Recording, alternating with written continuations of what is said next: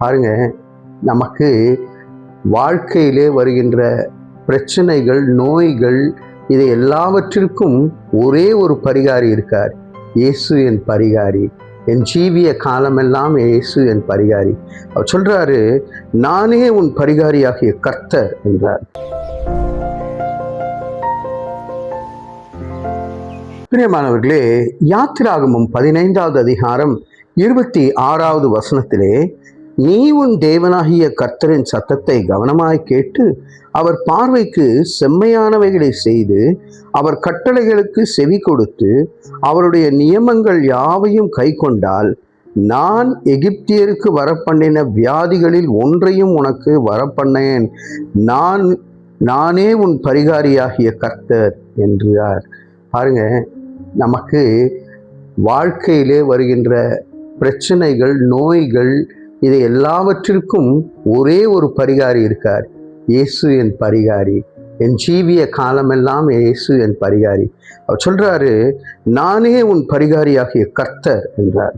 அப்போ பாருங்க, அவருக்கு நான் எகிப்தியருக்கு வரப்பண்ணின வியாதிகளில் ஒன்றையும் உனக்கு வர பண்ண மாட்டேன் அப்படின்னு. எகிப்தியருக்கு வரக்கூடிய அத்தனை வாதைகள் நம் கூடாரத்தை அணுகாது.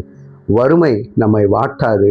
இத்தனை நோய்கள், பலவீனங்கள்லிருந்து சுகம் பெறுவதற்கு நாம் செய்வது ஒன்னே ஒன்று, நீ என் தேவனாகிய கர்த்தர், உன் தேவனாகிய கர்த்தருடைய சத்தத்துக்கு செவி கொடுக்க வேண்டும்.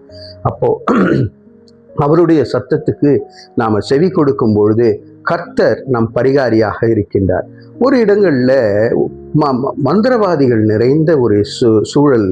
அந்த இடத்துல பரிகாரின்னாவே யாருக்கா உடம்பு சரியில்லைன்னா உடனே அந்த மந்திரவாதி கிட்ட போய் இந்த மந்திரம் அந்த மந்திரம்னு செஞ்சு இந்த காப்பு கட்டி இது பண்ணி அப்படியெல்லாம் இருப்பாங்க.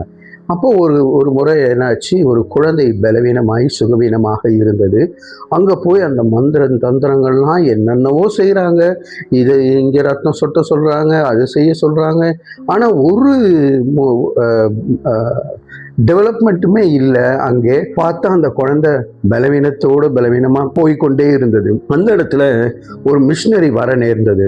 அந்த கிராமத்து வழியாக போகும்போது இந்த வீட்டின் நிலைமையை கேள்விப்பட்டு இந்த வீட்டுக்குள்ளாக சென்று அவங்க சொன்னாங்களாம், இந்த எல்லாம் கேள்விப்பட்டு கேட்டு அதற்கப்புறம் சொன்னாங்களாம், நீங்கள் ஏன் இயேசுவை கூப்பிடக்கூடாது அப்படின்னு சொல்லி. அப்போ அந்த அம்மா, எனக்கு தெரியாது இயேசு, எனக்கு எப்படி அவரை கூப்பிடணும்னு தெரியாது அப்படின்னு சொன்னதுமே ஒரு சிறு ஜெபத்தை அவங்க செய்கிறாங்க.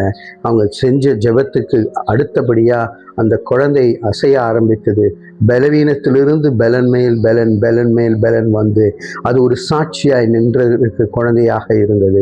பிரியமானவர்களே, இன்றைக்கு பலவீனம் நம்மை தாக்கும் பொழுது நாம் செய்ய வேண்டியதெல்லாம் கர்த்தரிடத்திலே அந்த பலவீனத்தை கொண்டு போக வேண்டும். கர்த்தரிடத்திலே நீங்கள் கொண்டு போகும்போது தேவனே நமக்கு பரிகாரியாக இருக்கின்றார். இந்த ஒரு சத்தியத்தோடு தலைகளை தாழ்த்தி தேவனை நோக்கி பார்ப்போம். அன்பின் பரலோக பிதாவே, பரிகாரியே, உம்முடைய நாமத்திலே நாங்கள் பலவீனங்களை ஒப்புக் கொடுக்கிறோம். உம்முடைய நாமத்தின் நிமித்தமாக எங்களுக்கு கர்த்தாவை விடுதலையை கொடுத்து வழி நடத்தும்படியாக இயேசுவின் மூலம் ஜெபிக்கிறோம் நல்ல பிதாவே. ஆமேன், ஆமேன்.